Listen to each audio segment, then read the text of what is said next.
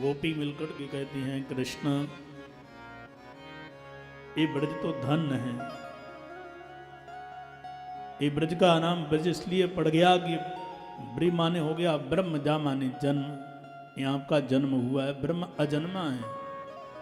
भगवान जन्म थोड़ी लेते हैं, कर्मानुसार तो जीवात्मा जन्म लेता है, पर भगवान भी लेते हैं। कहाँ? ब्रज में। इसलिए जब से आपका जन्म ये ब्रज में हुआ है तब से ये ब्रज धन्य हो गया। और दूसरी बात ये श्रेयत इंदिरा शाश्वत इंद्रा भगवती लक्ष्मी ये ब्रज में सोहनी की सेवा करें, झाड़ू लगाएं नित्य प्रति।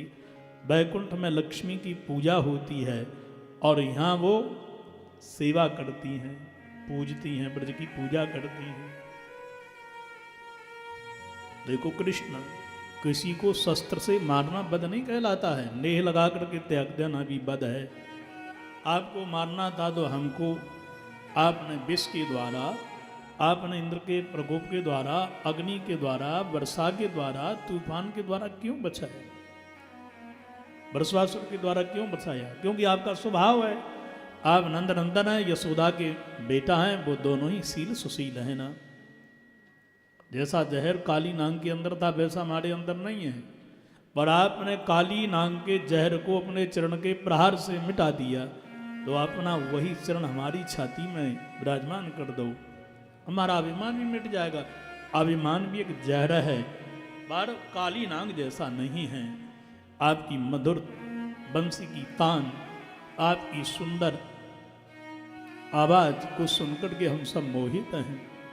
कृष्ण आपके बिना एक पल जिंदा तो हम रह नहीं सकती, तो अभी तक क्यों हूं? बोले आपकी कथा सुन रखी है, जिसने कथा सुन ली वो मर नहीं सकता। क्यों? कथा अमृत है। तब कथा अमृतम तत्त जीवनम, ये आपकी जो कथा है ना वो अमृत है। और कथा सुनने वाले तो मरते हैं। बोले नहीं, वो सोता नहीं है, कथा को वह सुनते हैं। भोजन उसी को लाभ देता है जिसकी भूख हो। जो भूख में नहीं है, पेट भरा है, उसको खूब भोजन खिलाओ, स्वाद आएगा ही नहीं। 3 प्रकार के तापों से जो तप रहा है, दुनिया के लोग जिसके पीछे पड़ गए, दुनिया के लोगों ने जिसको ठुकरा दिया, आपकी कथा वह पीता है, उसको अमृत है। और कथा सुनते ही सारे कलमश विघन खत्म, ऐसा कवि कहते हैं। सुनते ही श्रवण मंगलम श्रीमदाततम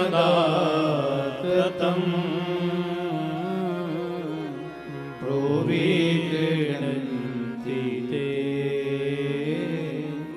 भूरिदा जना। कानों में सुनते ही तत्काल मंगल की आवाज आती है।